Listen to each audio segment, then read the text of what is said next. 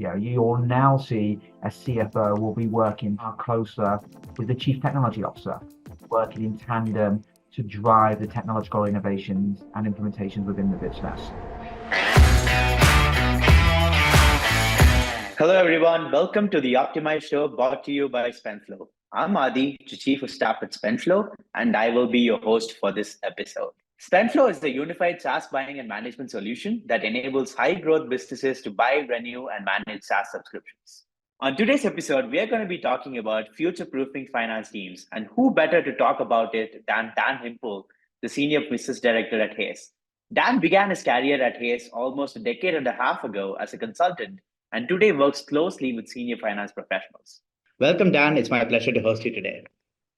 Hey, thanks, Adi. Excited. Looking forward to this. Fantastic. So start off, Dan, why don't you tell us a little bit about yourself and your journey so far? Yeah, sure. So, I personally work for global headhunting firm Hayes. Been with the business 15 years, but throughout my time, I've always focused on identifying finance leaders for VC-backed startups. So, spent the first 9 years of my career in the UK, and then I've been in New York for the past 6 years. But essentially what I do is, I have relationships with a variety of VC firms across the US. They'll connect me with the startups or the founders that they invest in. And then I'll work very closely with those founders to identify finance leaders for their companies. So everything that I do is finance leaders for VC-backed startups. Fantastic. I guess we did bring in the right man for today's topic.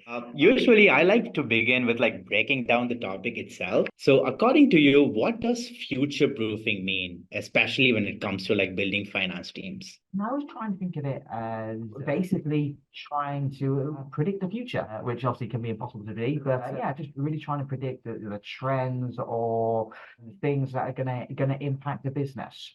So in terms of a CFO and how they'll try and do that, really they're trying to understand the key value drivers of the business. In today's era, many of them are now leveraging technology or leveraging AI to even better assess that data to allow them to make more accurate strategic decisions. Mm-hmm. Of course, all of us would love to have a crystal ball, but from your experience, how has the way organizations recruiting top finance talent changed in the recent years, right? Especially after COVID. Yeah, I mean, look, technology itself has vastly changed how we recruit. Even if you look at LinkedIn alone, and LinkedIn is only a small element of it.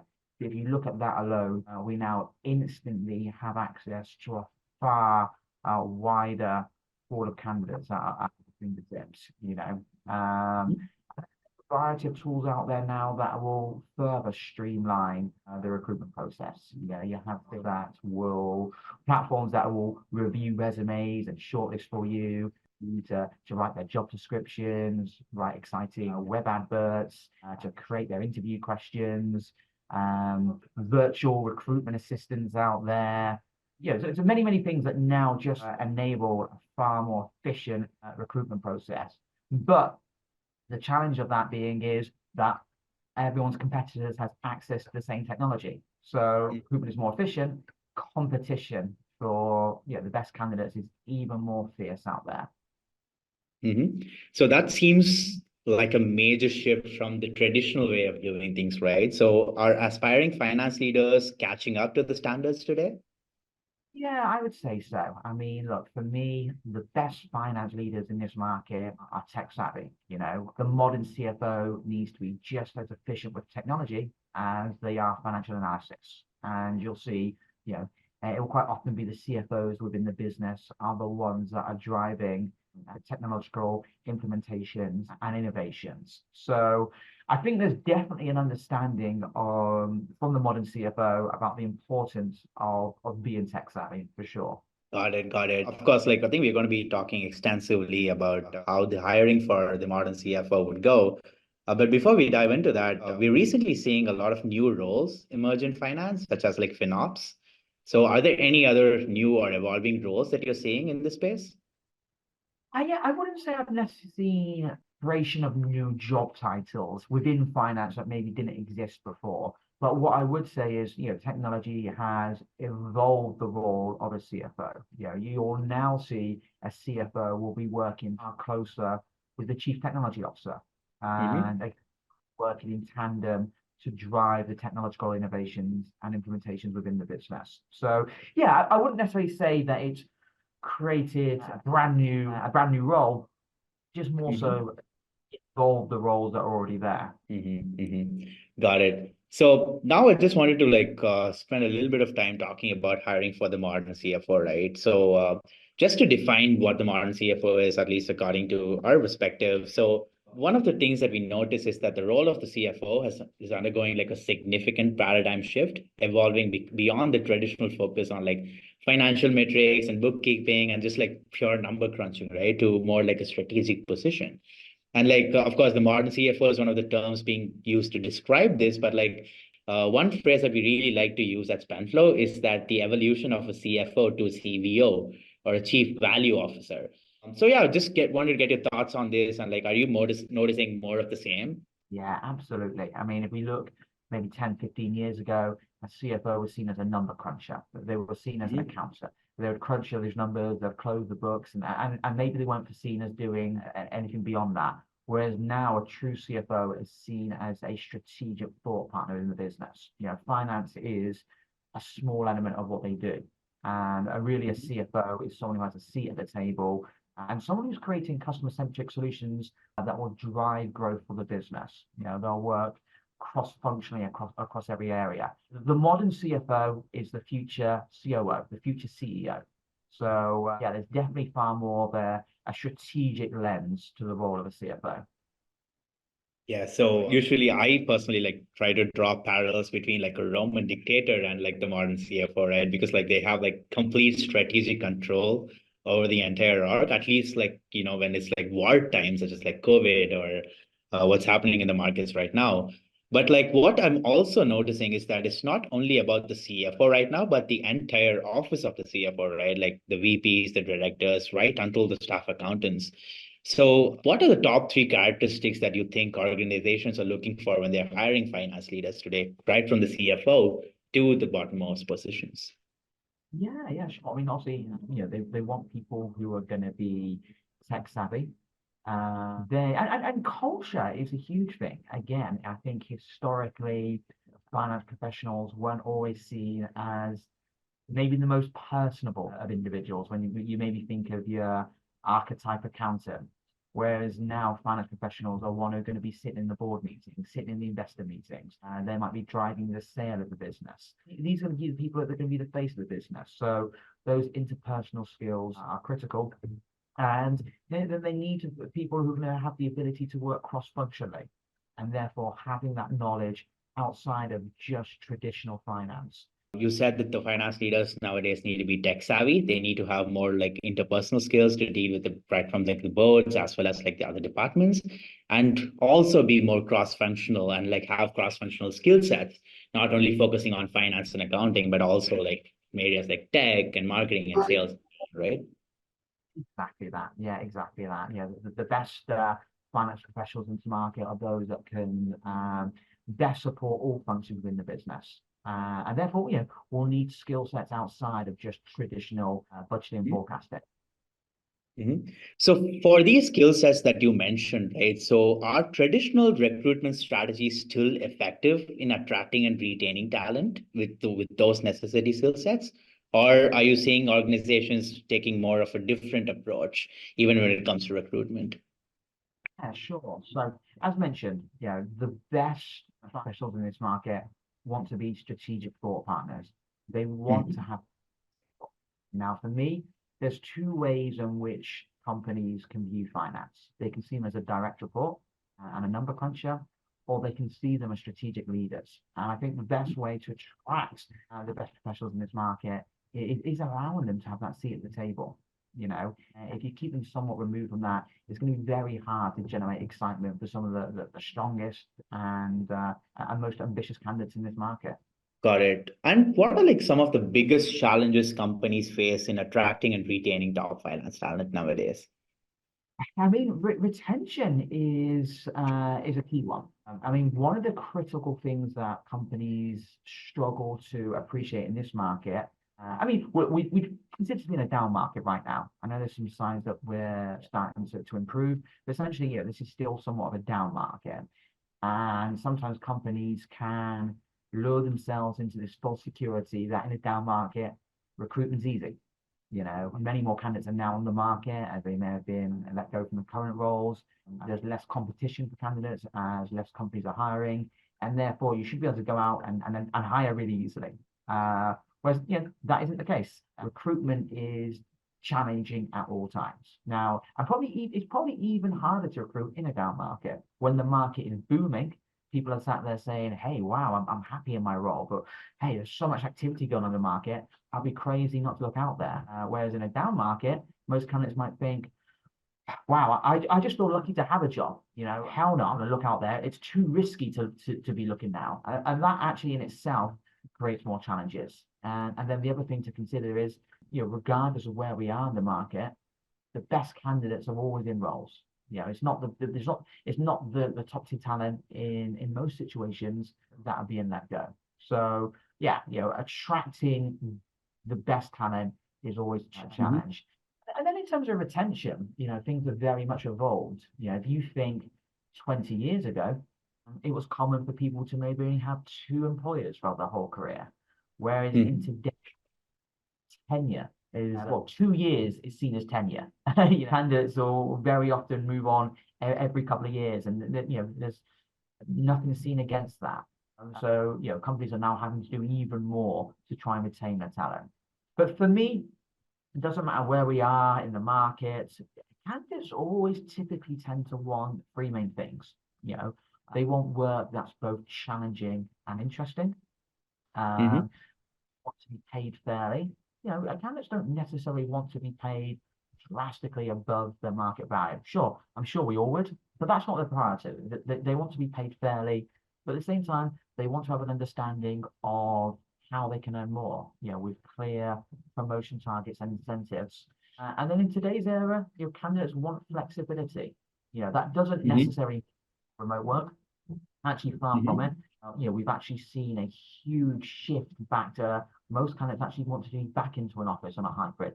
But when I say flexibility, the era of you having to be at your desk from 9 to 5, Monday to Friday is gone. And companies who are implementing that level of structure just find it incredibly difficult to recruit the best talent. The best talent wants flexible working hours. They want to have the opportunity to work remotely when it's appropriate.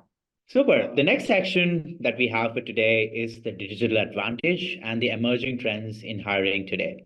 So, Dan, how do you define the digital advantage in the context of the finance industry?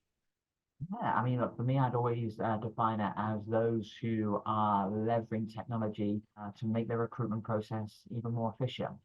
For me, the most obvious one with that would be video interviewing. Prior to COVID, every single interview was done on site.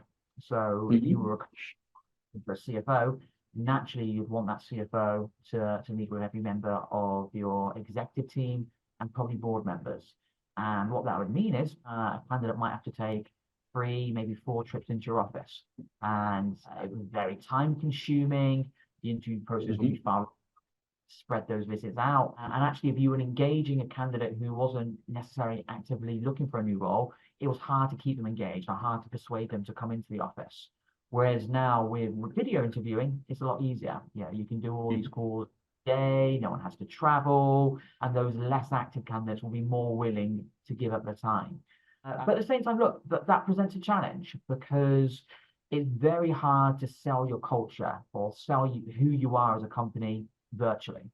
And if you have a candidate who's not necessarily aggressively seeking a new role, is 5 video interviews going to be enough to convince them that you're the right company for them to join? So companies have strategies to be able to best sell themselves and their culture at the same time as running a virtual recruitment process. So for me, the digital landscape hasn't replaced traditional recruitment methods. The digital landscape and technology has definitely made recruitment more efficient alongside recruitment methods. Of course, like in any talk or podcast or a seminar that we host, I think it's like impossible to like conclude it without talking about AI. So, like with the advent of AI and emerging technologies, what sort of trends are you seeing in finance recruitment, or like, do you have any idea about how finance recruitment would look like 5 years down the line? Wow, yeah, I would love, look, it's just becoming way more efficient. I mean, the biggest in finance recruitment, and this isn't necessarily AI driven recruitment alone, is that companies are now hiring finance leaders far earlier than they ever were. You know, if we 10 years ago, a company might not hire a finance leader until their late stage Series B, early stage Series C. We're now seeing them bring in a VP of finance even at seed funding or just after a Series A. So that's been the big trend. The other trend for me is that CFOs are now operating far more as COOs. You know, historically, especially in the landscape of VC-backed startups, a finance leader was almost the last role to be recruited for. But now it's the first role. Seeing finance leaders hired before COO regularly. So it's more of a trend of CFOs now transitioning into becoming the COO and CEOs. But yeah, look, in terms of AI, that's just forcing finance leaders to become far more tech savvy, as we touched upon earlier. Got it. Now, keeping recruitment aside for a moment, if we talk about operations, so what do you think would be like a key differentiator for successful finance teams in the digital age? Yeah, I mean, I would say it's going to be one that promote a culture of technological innovation and continuous learning. You know, it's the ones that are constantly driving for that continuous learning in what is such a fast-paced and changing environment. You know, as we all know, the amount of technology that we had at our fingertips is far different to what we had only a year ago or only 2 years ago. So I think it's the ones that are themselves off to the outside world and just focusing on, well, hey, this has always worked, let's carry on doing this way, are getting left behind far quicker pace than ever before. So yeah, look, just to reiterate, it is ones that embrace a culture of continuous. Fantastic. Now we typically like to conclude these podcasts with a little bit of fun. So what are some financial hiring jargon that you find absurd and which you could swap it? All right, I don't have aggressively strong opinions on this, but the terms that get utilized all the time in the startup realms that I personally put over cliche are things like, hey, we're a rocket ship. Hey, we're looking for a rock star candidate. Hey, come and help us to the moon.